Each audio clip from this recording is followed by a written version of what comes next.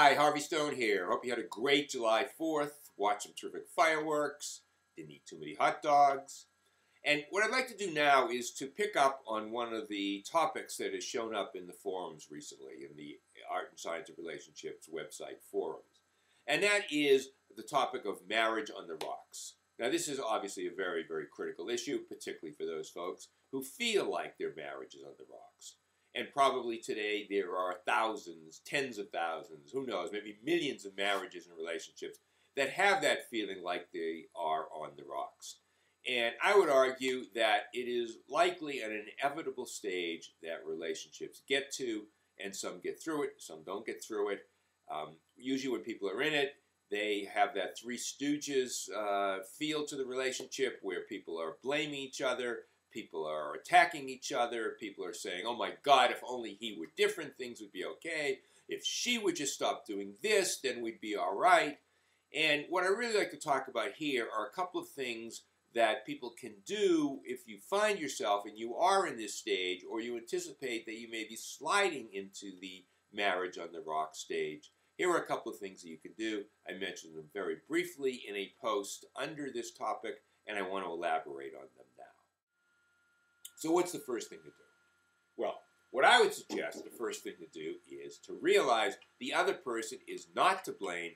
Yes, your relationship is in the toilet right now. Things are terrible. They are awful. It's hard to see your way through this. The other person sure seems like the other person is to blame.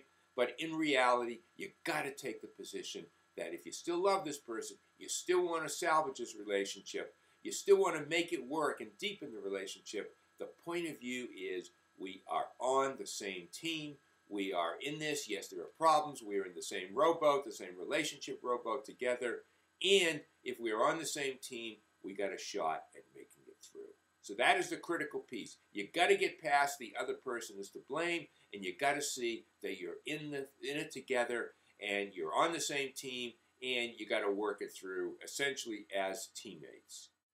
Now, that seems so easy to do, doesn't it? Sure, we're on the same team. Yeah, we get problems, but it's really hard to do. It's so hard to give up the idea that the other person is at fault, that the other person is to blame, because this leads us to the second thing that it's really important to do when your marriage or your relationship is on the rocks, which is once you see that you are on the same team here and you got to work together to get through this, it is to then look in the mirror and say, okay, what am I doing to contribute to the problems we're having right now?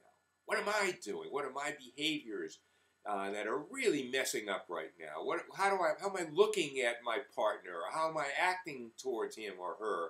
What am I saying to him or to her that really is messing things up right now? Because the only way people are going to get through this, to salvage the relationship, to deepen the relationship, is for both people to look in that mirror, look in the separate mirror, look in their own mirror, and to say, what is it that I am doing, and then be willing to change those things that we recognize are harming the relationship right now. Now, that also seems pretty easy, right? You look in the mirror, you identify a couple of behaviors. Yeah, I've been on his back a lot, or yeah, I've withdrawn from her, I get caught up in my career, and then you sit down and talk about it. But the reality is here, too, it's very, very hard, because of what it requires is a kind of honesty about ourselves, to look in the mirror and to say, boy, I've really been unskilled in this area. Or, boy, I have just been so thoughtless or so bad in how I've been communicating with him or with her. And then to be able to really, in a very honest way, to share that without being defensive and without blaming. And that really is the third piece here, is that you and your partner sit down, you each acknowledge some of the things that you've seen in the mirror. You then talk about it. You confirm that, yeah, a couple of those things really have been bugging me, or maybe some of them were not. But each of you then shares about them. And then the final section in here is that each person starts with making a commitment to change one behavior. Not that you're going to and your partner isn't, or vice versa, but that both of you say, okay, in the next week, I am going to be absolutely vigilant about doing this or not doing that.